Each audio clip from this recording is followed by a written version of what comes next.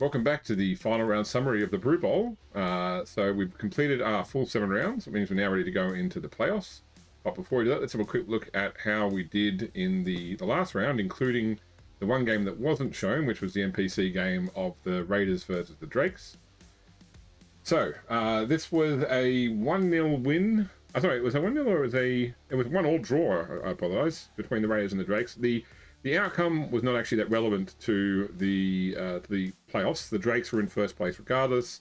The Raiders, they could have gotten off the bottom of the table, but they were never going to get into the playoffs at all. So the result here was not that important, but it was a 1-1 draw. What is important, however, is that the Drakes team got absolutely decimated by the Halflings. They had both Treeman back. So first off, we had the Drakes did score early. But then we had one of the Treeman seriously injure one of the linemen. We had a Halfling lineman kill another lineman. And right in the very last turn, the Halflings got a thrown player touchdown, tied up 1-1. But literally, the Wood Elves are going in, I think, with only 4 or 5 players into the finals. And yeah, pretty critical result for them. It could really spell some problems for them in the finals based upon how decimated their team is, which you'll see when we get onto the team coverage. So in terms of the overall current leaderboard, so this is all set now. This is at the end of round 7. So the 4 teams going through will be the Drakes, the Hammerers, the Mountaineers, and the Griffins. So yeah, the Jarls are out. They had a chance, depending upon whether or not maybe the Mountaineers and the Reavers drew. That would have left the Mountaineers on 8 and the Reavers on 9. But for and against, the Jarls would have gotten ahead and gotten back in there. So that would have been the Drakes, Hammerers, Griffins, Jarls. But Lawson won in the game against Fohammer, meaning we've got 2 players and 2 NPC teams in the finals. Looking at the team, so AP's Black Iron Slavers unfortunately lost against the Griffins this round. The Griffins, the Jarls. And that took them out of contention for the playoffs. He just rolled a random skill and it went on to Storm and gave him jump up. We know that AP is looking at changing to Skaven next season, so the final result with these players is not all that important because he will use his money to redraft a whole new team. And one of his Chaos Dwarf blockers was drafted away at the end. Now, he had put in a Bull Centaur Blitzer, but because of the way we did the management roles, that player couldn't play in this match.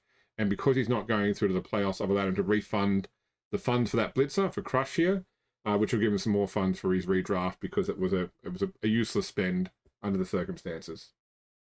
Okay, going on to Spoon's team, the Idle Hammerers, who had their 3rd win in a row. So Spoon's really started to turn it on at the end of the campaign.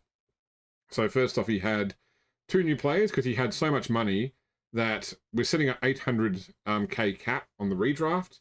So he was saving like 245k, but he was going to lose some of it regardless of the result of the final. So we decided to bring in a couple more linemen, give himself a bench for the finals. Because we decided that players will not leave during the finals, they're not going to get drafted away when they've got a chance to go to the grand final. So we decided to put a second skill on Thorman Thomason. Unfortunately, he rolled Cloudburster. He was going for leader. I don't see him using Cloudburster. I think that player will not be redrafted in the second season. But he's fan factoring up to 4, which puts him as one of the highest. And he is going in a straight second place. So he'll be playing against the High Peaks Mountaineers, who beat the Reavers. So once again, Lawson decided to go for a passing skill on his run punter and got accurate. So interesting choice there. We'll see if it pays off. He's going to have a pretty hefty difference, like something like 400k difference to Spoon in the semi-final, meaning that he's going to have a lot of incentives to use. But he has burned his once per season ability to bring in an actual star player. So I guess it will be mercenaries he uses. He's got a team here of 9, I believe, meaning he's limited to 2 more mercenaries. So he may end up using some other inducements as well, or just getting 2 really, really good mercenaries with his massive amounts of inducements. The Death River Reavers, this is Fohammer's team. Just had terrible, terrible luck. I was talking to somebody today who watches the show, and they they felt so sorry for Fohammer. Yeah, so many ones when he needed it. He had opportunities to stop touchdowns, but just the dice did not help him. Juggernaut on Basher. Basher's got 3 skills now. I am going to look at saying if the players decide to redraft a skilled player, because they've got to pay for the skills and they've got to pay a 20 grand per season agent's fee, that I'm going to say that whatever skills the player comes into the second season with is their baseline for working out whether they're drafted. So excluding from Fohammer's ability to pick one player as his protege to not be drafted, let's just say he bought Basher in again at 140 or 160k with the agent's fee, he would have to get 4th skill for a 1 in 6 chance of being drafted. So that way players aren't spending huge sums on skilled players only to have them get drafted away because of their 1, 2, or 3 skills in the first round. And of course Hobb got seriously injured as well, but there are no playoffs for him to worry about. So, or, there could be some other games to go, but I will leave that until later on in the finals to talk about that. All right, the Pantry Raiders. So I think Pantry Raiders had the 1-1 draw against the Drakes. Got jump up on Taffin Fenderberry, who was the one that killed one of the Wood Elf linemen. And unfortunately, one of their treatment, I think Shadowbite Splinterheart's been around since the very first game. He got drafted away. Bit of a loss to that team, but they will still have good funds. They had 155k treasury. I think they will actually still cap out at the 800k when it comes to redrafting for season 2. The Drakes, this is what I was talking about here, where they only had 7 players originally. 1 got drafted, 1 was killed. The one that was drafted was actually the one that was also missed next game. So there you go. They've got 5 players, and they've only got 5 players, and they actually hired a new person too. That's right. They had 6 in this match with a lineman. They had enough to buy 1 more lineman. They got 40k treasury. They're hoping to get enough in the semi-final, in the first semi-final, to be able to hire another player, preferably a Warnance, but that had to be a pretty big win to give them that option. I rolled a random skill on Strulio and got Frenzy, so maybe an opportunity there to surf other players into the crowd, potentially, if we can do a good setup. What I was saying before amazed me is that Midi the catcher, who has something like 10 touchdowns now, and was the first player to get a skill, has stayed in this team the whole way through, got the skill in the very first game, has never left, has continued to serve up touchdown after touchdown, and now going into the finals, there's no chance of these players leaving. So I just don't know. They're going to be up against the Griffins, and the Griffins have shown some real tenacity towards the end of the season as well. So being down to only 5 players plus 2 linemen, 2 unskilled linemen, I don't know how they'll do against the Griffins in the first semi-final. All right, the Jarls, who defeated AP Slavers, they were hopeful. They could have gotten through under a couple of circumstances if the Griffins had beaten, or if Spoon had beaten the Griffins by a certain amount, or the Griffins had beaten the Dwarves by a certain amount, they'd be in. If the Ogres and the Blackhawks had tied, they'd be in. But unfortunately for them, they missed out. This has been a team I've really enjoyed playing. I'd never used Norse before this particular scenario of this particular series. And I've since bought the actual miniatures for the team as well. And I've actually now played a game literally today as I'm recording. I played my first game with Norse miniatures as well, and drew it. But look, I like the team. The only issue really is that the linemen they struggle with going too fast because of their drunkard skill. I will definitely be bringing these guys back for season 2. I will definitely be rehiring the Valkyrie with safe pair of hands, and definitely the lineman with kick. But I think that next time around I might drop the Yeti and instead put in a second Valkyrie that gives that sort of pass-catch combination that you wouldn't normally expect on a heavy team like the Jarls. But I'll work it out in the next season. And finally, the Talabaclan Griffins, who made their way into the finals in 4th position. They had one of their players get drafted away, but he's got shadowing, which was a useless skill from anyway. I had enough funds left over to buy a new blitzer and a new lineman, and their other blitzer got safe pair of hands. So they're actually going in against the Wood Elves in a pretty strong position.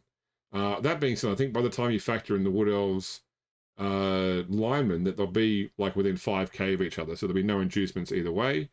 It just feels like with all these sort of skilled up players that the Griffins are going to have a bit of an edge in that game. All right, talking about the players now. What are any key movers here? So we've had a few more passes going off. So Oswald Clapel. I realised that we were saying Kipple in the game against Spoon because it was misspelled in TTS, but it's actually Oswald Clipple. He's up to 5 passes now, a fair in the lead. And also Midi, the Drake's catcher I mentioned before, she is at 10 touchdowns. We've got, there's no overlaps now on the highest scorers. The most deadly, still Rain Lewison, after that great game that Spoon had a couple of rounds ago, is still sitting nice and clear at the top there. And then MVPs, because of the skill allocations, Basher, which can't lead because of Foamhammer's protege ability, leads the most valuable. And yeah, that run punter continues to sit there with an extra skill now, and I think an untouchable first place for the most expensive player. All right, next round, or the semi-final round. There'll be 2 semi-finals. 1 plays 4, 2 plays 3. So the Drakes will be playing against the Griffins. The last time they matched up, the Drakes won 2-1. But as I did say, the Drakes have got several players down now, so I don't know how much their first matchup will be an indication of the final result. And then the player versus player match, which will be Spoon with the Arnold Hammerers against Lawson with the High Peaks Mountaineers. Last time they played, it was a 1-0 draw. A 1-0 win in Hammerers' way. That being said, it was there are a few things that happened there. There was the Death Roller, which was Spoon's character coming out onto the pitch, which is a once per season ability. That can't happen again. That game could have very easily gone to a draw. At the end, the ball got tied up. So I think that it's still anybody's game in the semi-final. Lawson will get more inducement points than he had last time. There's no need to worry about things like the cage. It will be a conventional match of Blood Bowl. No draws. We go to overtime or extra time if there's no clear winner at the end of the second half. So yeah, I honestly don't know what to predict with the Dwarves versus Ogres match. I think that with the Wood Elves versus Nobility, the Nobility team have a strong edge there just because the Wood Elf team is so beaten around. But yeah, I think it's such a close game between Lawson and Spoon. Yeah, it doesn't necessarily look that way in terms of the points, but I just think that both players have really come to terms with their teams towards the end of the series, and they're both great players. Sometimes luck plays a part, sometimes skill plays a part. I think that these guys have had a good mixture of both, so I think that's going to be a really exciting game. So next week, I will not be recording the Drakes versus Griffins, it being 2 NPC teams. That will be resolved off camera. But we will definitely show, obviously, Spoon take on Lawson.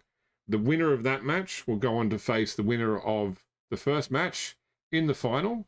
The loser of that match will go on to face the loser of the other match in a third place runoff, because there are prizes for third place as well. So I'll work with the players to work out whether we actually want to record the third place game, because there will be a player in either game regardless. And then after all is said and done, there'll be a bit of an extra bonus at the end of the series as well, which we'll talk about more later on. So that's it for week 7 of the series. I hope you're still enjoying it. And we'll definitely be back next week with one game, being the semi-final, and another summary before we go into the very final round. So thank you for watching the series. Thank you for keeping up to date with us on Discord as well and chatting with the players and me, and also the comments being left on YouTube. People are helping us out with making sure the rules are right and just giving great comments on the storyline too. We've got some really exciting plans for Season 2. New teams, new play styles, more story. So please do stay with us, and we hope you enjoy what you see. We'll see you next time.